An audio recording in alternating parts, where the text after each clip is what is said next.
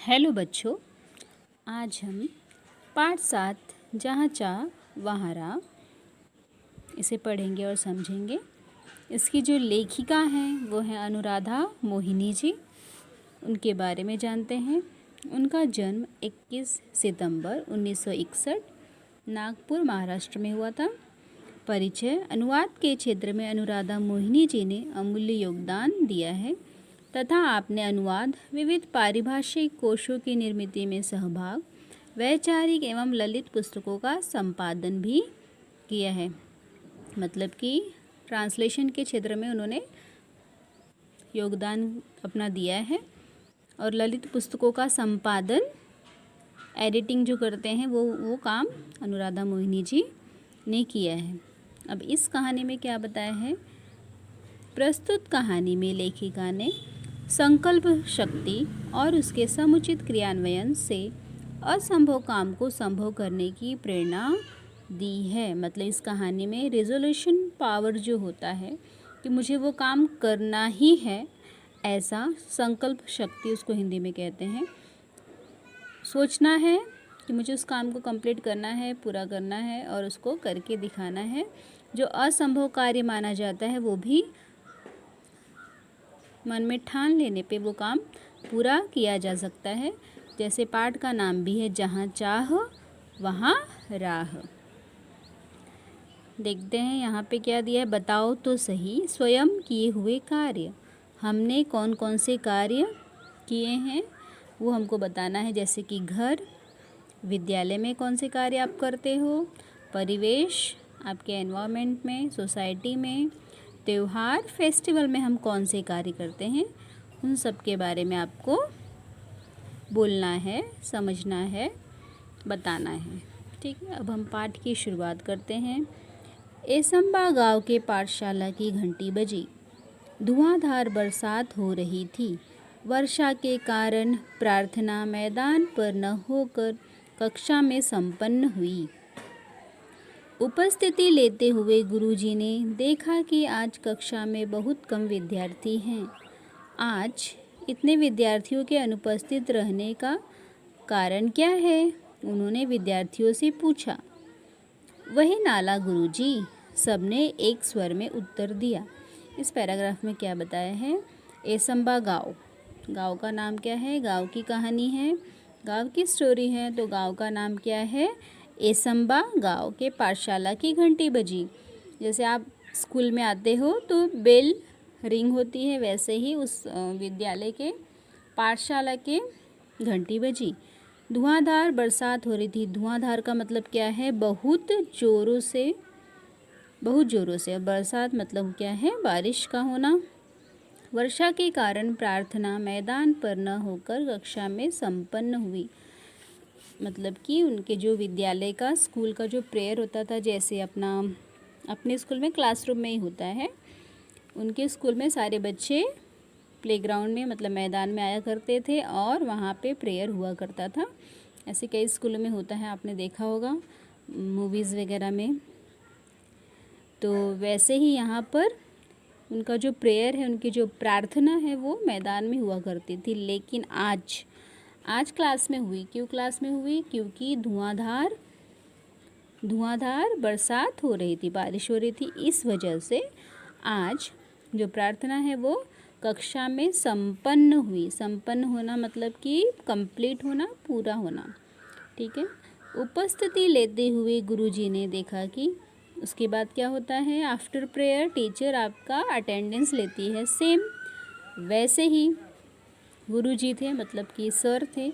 उपस्थिति लेते हुए गुरुजी ने देखा कि आज कक्षा में बहुत कम विद्यार्थी हैं। उन्होंने अटेंडेंस लिया, फिर मार्क करते हैं कौन एब्सेंट कौन प्रेजेंट।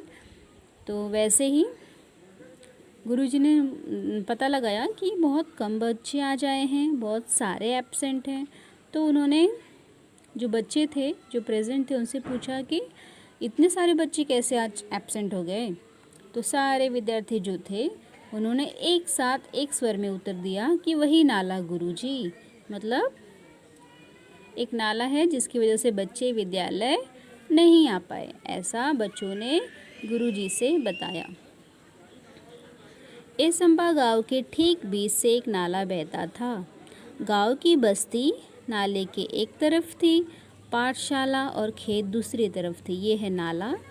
नाला मतलब क्या होता है? लाइक गटर जैसा, बरसात का पानी जिससे निकलता है, निकलकर नदियों में या फिर समुद्र में बहकर जाता है, वो होता है नाला।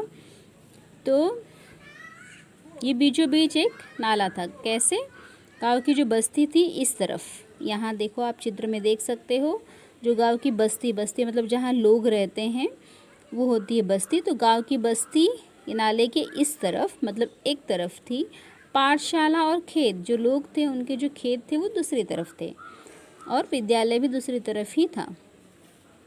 बरसात के दिनों में नाले में कई बार 4 से 5 फीट तक पानी भर जाता था। जब बारिश होती थी, ज़ोरों से होती थी बारिश, तो वो नाला 4 से 5 फीट तक भर जाता था।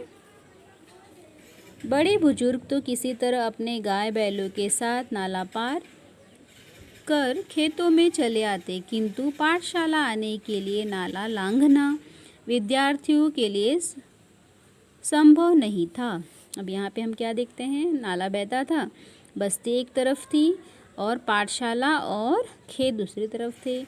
बारिश होने के कारण नाला भर जाता था 4 से 5 फीट तक। अब 5 फीट तो काफ़ी लंबा होता है, तो बच्चे छोटे होते हैं, तो बड़े बुजुर्ग जो बड़े हैं वो तो उनकी हाइट थोड़ी बड़ी होती है, तो वो अपने गाय बैल जो खेतों में काम कराने के लिए ले जाते हैं वो, या फिर चराने के लिए गायों को ले जाते हैं, वो तो कैसे भी करके नाले को पार करके आ जाते थे या फिर चले जाते थे। लेकिन बच्चे, उनकी हाइट छोटी होती है, वो कैसे जाएंगे? और अगर गए भी तो कपड़े भीग जाएंगे, तो वैसे विद्यालय में कैसे बैठेंगे पूरे टाइम स्कूल में?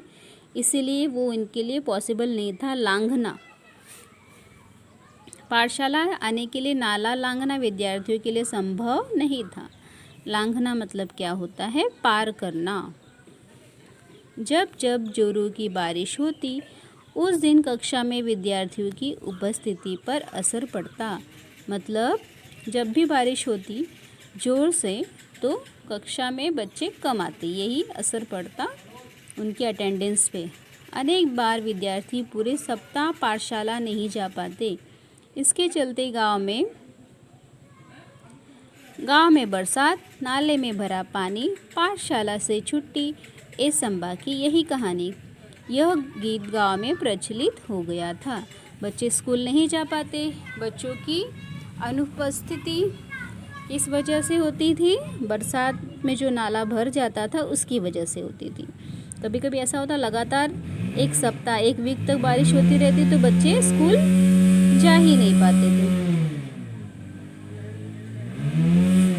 इसके चलते गांव में बरसात, नाले में भरा पानी, पाठशाला से छुट्टी, एसंबा की यही कहानी। अब क्या सॉन्ग फेमस हो गया था? प्रचलित मतलब फेमस हो जाना। कौन सा सॉन्ग? गांव में बरसात हुई, नाले में पानी भरा, पाठशाला की छुट्टी हुई, पाठशाला में बच्चे गए ही नहीं, एसंबा की यही कहानी थी। यह सॉन्ग पूरे गांव में प्रचलित हो गया, एसंबा गांव में। आगे देखते हैं। पाठशाला में अनुपस्थिति का विद्यार्थियों की पढ़ाई पर बहुत बुरा प्रभाव पड़ता। अब बच्चे इस विद्यालय जाएंगे ही नहीं तो सीखेंगे कहाँ से?